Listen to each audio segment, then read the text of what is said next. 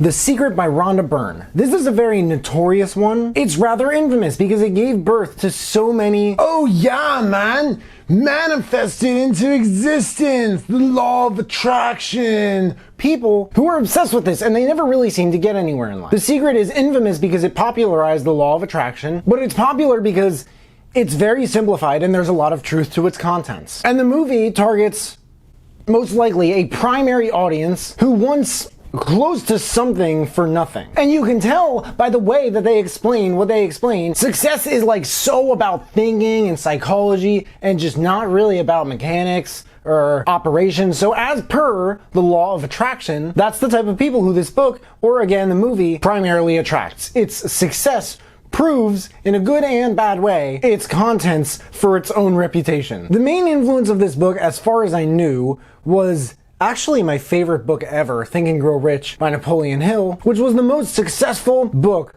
on the topic of achievement last century. And I can't help but think that the secret that Napoleon Hill keeps mentioning throughout Think and Grow Rich is the same exact secret that Rhonda is talking about in this book. And I actually knew about this book before that one, but I didn't get around to it until maybe 4 years later. Am I more successful now? Well, my career path has changed. What I do in my free time has changed. I'm making almost twice as much. I'm in love. Oh, Sam's in love. Marriage and carriage and honeymoons. I'm in love.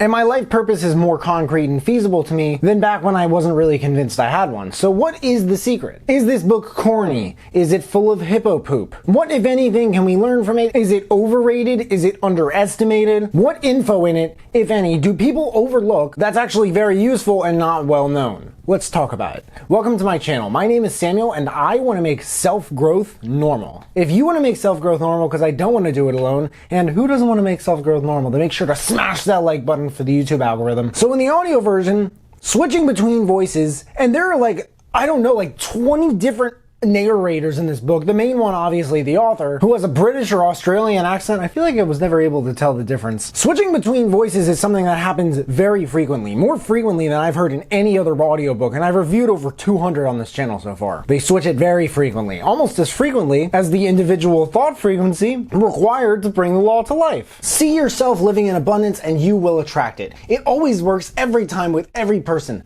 Doesn't this sound like an oversimplification? He doesn't mention anything about how long it's going to take or like how it's different for everyone. To me, that sounded like an oversimplification. And the book is littered. It's all over the place. It's littered with these. The actual secret she's talking about, that you can change your life by changing your thoughts, is certainly as incredible, maybe even more incredible than they say it is. And it's definitely not that hard to understand, but it's definitely not as easy as they make it out to be. I wanted to like this book more than I did. I really wanted to. What's more, the author introduces the concept to me in a way that felt a little bit condescending. It's this super powerful secret. It's so simple to use and easy to understand. And it's been around for thousands and thousands of years, but no one knows about it today. Doesn't that sound a little condescending? Maybe it is. Maybe I'm going insane. Maybe it's both. Maybe it's neither. But it didn't feel much like, wow, that's great, I'd love to know more about what the secret is. And I'm convinced that that is not my experience with self-help and these books speaking. There are full snippets from perspectives of guys like Joe Vitale and Bob Proctor all over the audio version. Like Rhonda Byrne is in maybe like 20-25% of the audiobook, which is fine. I mean, some people maybe that would drive them insane. For me, at some points, it actually got a little bit annoying. Joseph Vitale is an author who is actually best known for his appearance in the movie for this book. Proctor is more well known for his work with Sandy Gallagher and the Proctor Gallagher Institute, but these people, most of us haven't heard of. Wouldn't you expect more of them to be primarily known for things that don't have to do with teaching the law of attraction? The best example of this that I could find in the book was Jack Canfield, the writer of Chicken Soup for the Soul. Also, another book that I spent 15 minutes at least probably in my review of it, shredding it apart. There was some pretty interesting stuff in there nonetheless. Men Are From Mars, Women Are From Venus by John Gray. He's really well known for that book and his work in relationships. There's one part in the book that stood out that I actually really liked. Every morning, I don't get out of bed until I have felt the feelings of gratitude for this brand new day and all I'm grateful for in life. Then, as I get out of bed, when one foot touches the ground, I say thank and you as my second foot touches the ground. With each step I take on my way to the bathroom, I say thank you. I continue to feel and say thank you as I'm showering and getting ready. By the time I'm ready for the day, I've said thank you hundreds of times. I don't know what it is about gratitude chapters, but I just love them, you know? I'm grateful for them, right? And I really love the story about the gratitude rocks and the guy's son with that rare type of hepatitis. There's a chapter called The Secret to Money. For more practical information on this topic, you might really like You Are a Badass at Making Money by Jen Sincero. For something a little bit maybe more fashioned but specific, which actually heavily inspired The Secret, Rhonda Byrne mentions it multiple times in this book. Check out The Science of Getting Rich by Wallace D. Wattles. And for something much more practical, Rich Dad's Cash Flow Quadrant by Robert Kiyosaki. In the next chapter, The Secret in Relationships. In this chapter, and others, they do take a moment here and there to remind the reader or listener the importance of taking what they call inspired action in accordance to what you're thinking, which, by the way, many critics of The Secret, perhaps even myself, say that the book does not do. Even in the movie, they say that the word attraction cannot be spelled without action.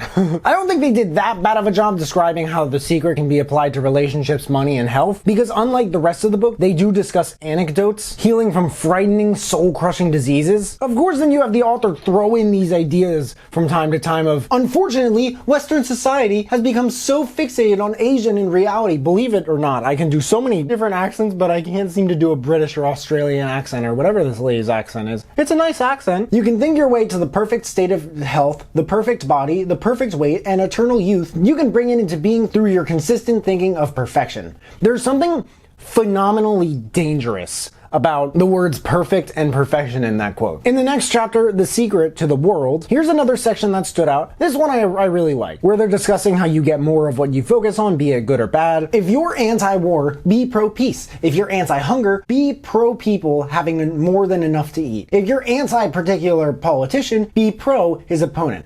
Whatever you focus on, you get more of. All the different books that I've reviewed that haven't mentioned this, that probably came out way before this book did. How often does it happen when you're constantly saying you don't want something and you actually don't end up getting it? I love the points here, but the way that they discuss the truth of The Secret in this book every now and then is a little untethered. It can teeter very unevenly between the physical reality of what is and the reality of possibility, which can be a detrimental balance beam to walk on because it tends to ignore practical aspects of getting what you want. The richest people in the world, sure, they apply the law of attraction, but they probably can't tell you that much about it at all because whether they know that they're using it or not, they're too busy focusing on growing their businesses every day. They're not obsessed with bringing things into life, thinking things into existence. They're obsessed with making things into existence that they think of. A book that I also think I kind of ripped to shreds was called Hustle, Believe, Receive by Sarah Centrella. In retrospect, I think I actually like that one more than this one, because it nonetheless had a high energy message to it. And maybe I wasn't as hard on this book because maybe I'm a little biased based on its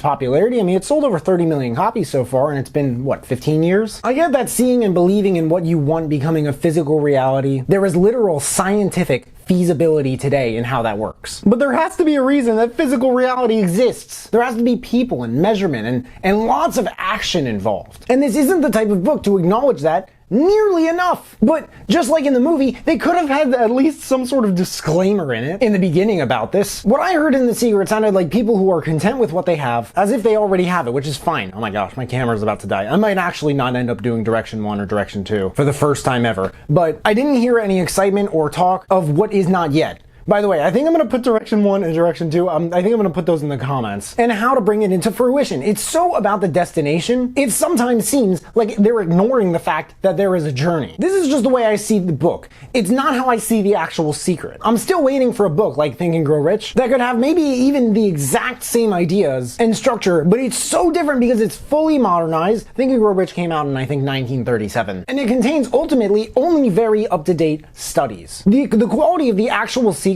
is the quality of any book about The Secret multiplied by infinity. And at the end of the day, it is worth learning about. Quotes. If you focus on losing weight, you will attract back having to lose more weight. So get having to lose weight out of your mind. It's the very reason why diets don't work. Many people who order their lives rightly and in all other ways are kept in poverty by their lack of gratitude. Everything you want is an inside job. We will never run out of good things because there is more than enough to go around for everyone. The Secret by Rhonda Byrne. There's a link in the description if you guys want to check it out and read the reviews. That and all the other books I mentioned in this video if you want to check those out too. If there are any other books that you guys want me to check out and review, please let me know in the comments below. Also, let me know if you checked out this book and you liked it. But hey, make sure to smash that like button, subscribe if you haven't already, because I don't get why people watch this far into my videos and they don't subscribe. But if you have subscribed and you want to turn it up just a notch and turn on that notification bell to get a notification whenever I drop new videos, that would mean the world to me. Thank you guys so much for watching. I really appreciate it. You can find me everywhere and I will see you then.